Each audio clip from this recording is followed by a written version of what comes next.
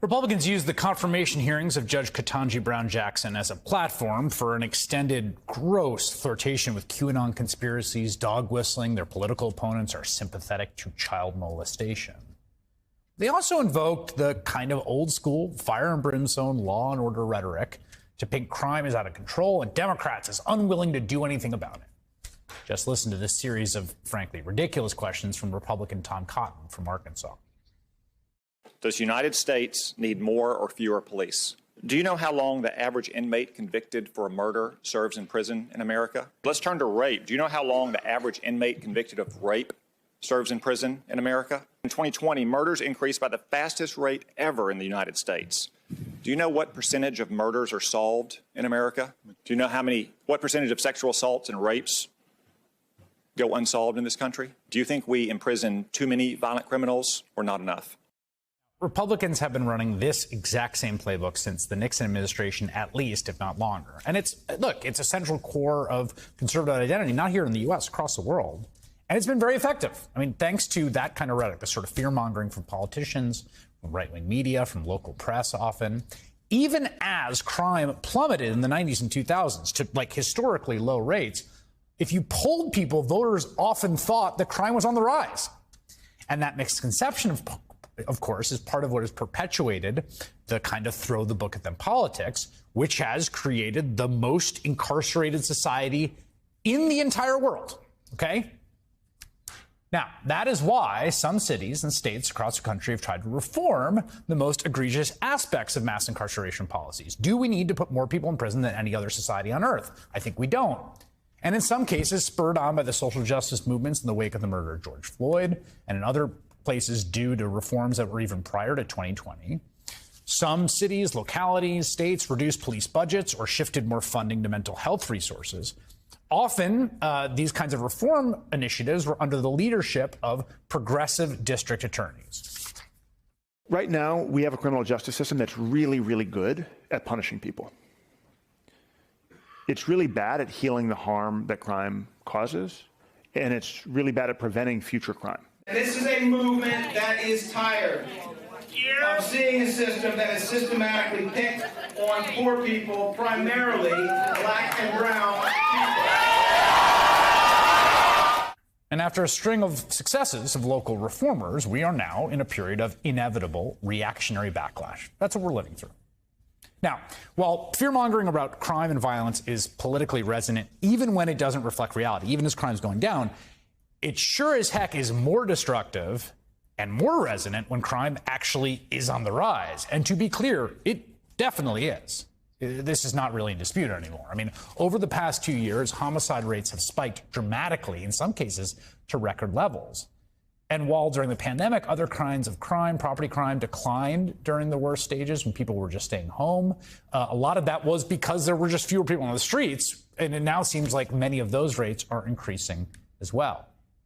Now, there is a question about what's going on. Why did crime spike in the 90s and then go down? We don't really know. What is driving the rise in crime right now? Answering that question in a rigorous, clear-eyed way is going to be crucial in both designing policy to address it, to reduce the very real harm it causes, and also to avoid so many of the mistakes that we made in the 1990s, when the Tom Cotton kind of rhetoric created mass incarceration and the generation and generations of harm that followed. Because you see, conservatives are pointing to the few gains that have been made on criminal justice reform as proof. Look, this is what happens. Crime rises when you listen to liberals. When we reform bail practices so people don't rot in a cell because they can't pay their way out. When we reform policing or let nonviolent offenders out of prison.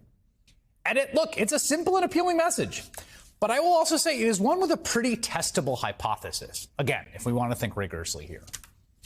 Republicans and conservatives argue that cities that reform their policies, whether by cutting police funding or the number of police on the street, would lead to more crime, would see a rise in homicide and other crimes.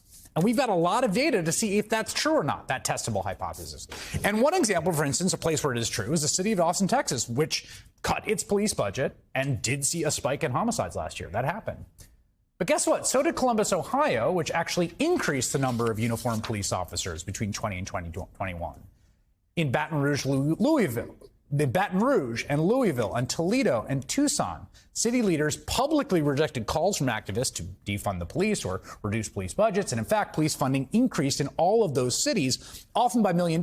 And yet, violent crime surged in all of them last year. There are many more examples like this. The spike in interpersonal violence and in crime is happening everywhere.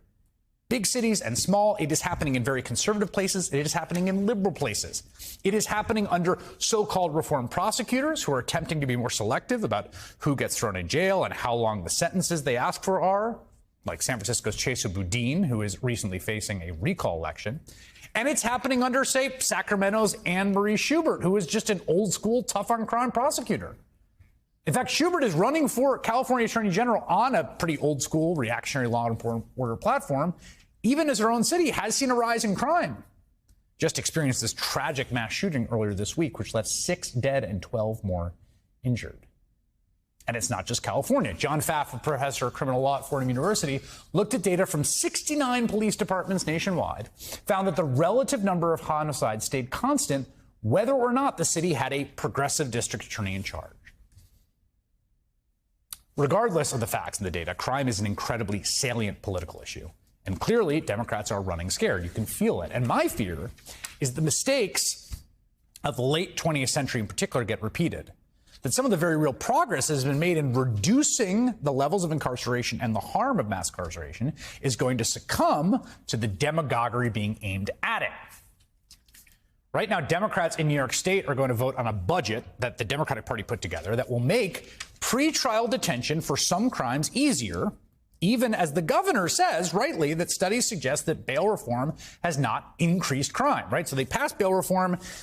The New York Post and others have been attacking it from day one. Now they're going to change it a little bit, make it easier to keep people in prison pre-trial, in jail. And some of the measures proposed in New York State are worth debating as policy. The aggregate effect will be to put more people in jail before trial. The aggregate effect is to say, we have this problem, let's reach for the lever we know, which is to lock more people up. The calls to lock them up and throw away the key will not be sated no matter what. I am telling you this as a political fact. The thing to keep your eyes on is public safety, the actual substance of the question. Do people feel safe and secure? Are they actually safe and secure? Public safety matters tremendously to society, to social cohesion. Violence is toxic. It has horrible ripple effects throughout entire communities. We have to figure out ways to reduce violence and lawlessness. And we're seeing it all across society, all over places, all kinds of places in the wake of the pandemic. Speeding tickets, traffic violations, road fatalities, people are driving like maniacs, assaults on hockey referees and youth leagues, violent behavior on airplanes, overdoses, alcohol-induced deaths, and yes, spiking murder rates.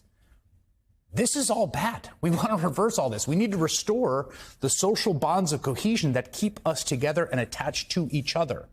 But crucially, we must dig deep for solutions that will work and not simply heed the calls to arrest and incarcerate our way out of this, or we will do even more harm, I guarantee you, in the long run.